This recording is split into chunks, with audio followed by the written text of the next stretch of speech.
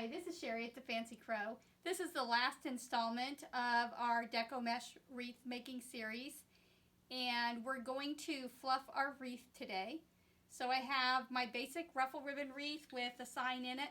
I'm going to show you how to fluff it, first on the workstation, and then we'll come back and fluff it on the wall.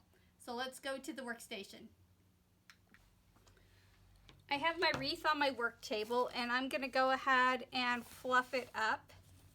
Let me show you how we do this. I'm gonna fluff each ribbon on, or each set of ribbons on the wreath. I start out by taking two ribbons that are alike in a set and pulling them so they're apart, so they're facing opposite of each other if they've gotten turned around. Then I'm gonna put my fingers underneath on both sides and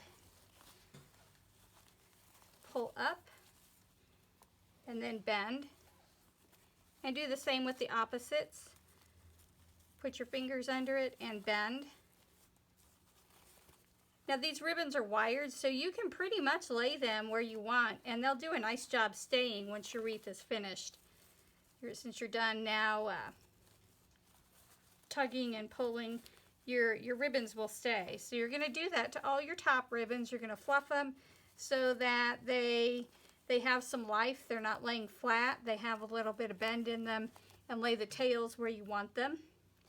Underneath, you can lay those however you like too. Sometimes you need a pop of color from underneath, and you'll want to pull that from underneath. Other times, you just want it to be spread out where you can see those tails hanging out.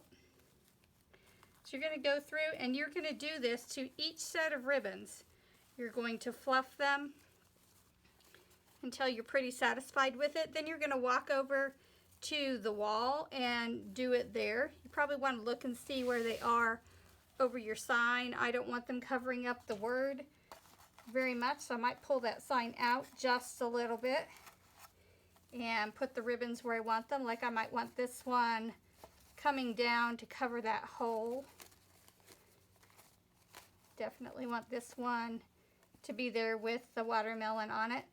So just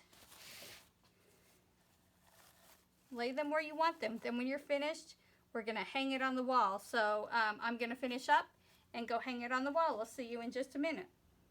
I finished fluffing my wreath at the table, and then I walked over and hung it on the wall. Not in its final home, but at a place that was about my eye level and that I could reach all of the ribbons and mesh. Then I stepped back and looked at it from a distance and kind of walked back and forth in front of it to see where I needed to tug and adjust. That's a good strategy so that you can get a different perspective on it. Also taking a picture of it and looking at the picture to see where it needs adjusting. As a matter of fact, I'm sure when this video is done, I'll look at the video and say, oh, I wish I'd have tugged there. But after you do all that, then your wreath is ready to put in its final home or give as a gift. I really enjoyed making a wreath with you today. I hope you've enjoyed it as well. Check out thefancycrow.com to see our wreath making supplies and kits, or any of our supplies and kits. And thanks in advance for doing all those online and social media things that help us out, like liking, sharing, and subscribing. And I look forward to creating with you again one day soon. Have a great day.